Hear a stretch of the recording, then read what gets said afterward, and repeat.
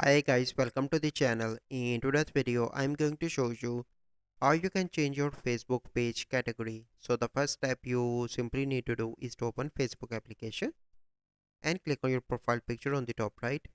From here you need to click on this arrow and switch to your Facebook page. So once you switch, you simply need to click on your Facebook page here on the top right. Click on your Facebook page name. Scroll down, click on three dots here. Click on edit. So once you are here, scroll down again. Here you can see details. Click here edit. Here you can see category. You simply need to click on this pencil icon, and from here you can add any category. So I'm going to add, for example, personal blog, and then you need to click on save.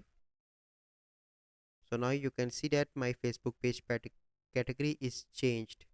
So this is the process. I hope you find this video helpful.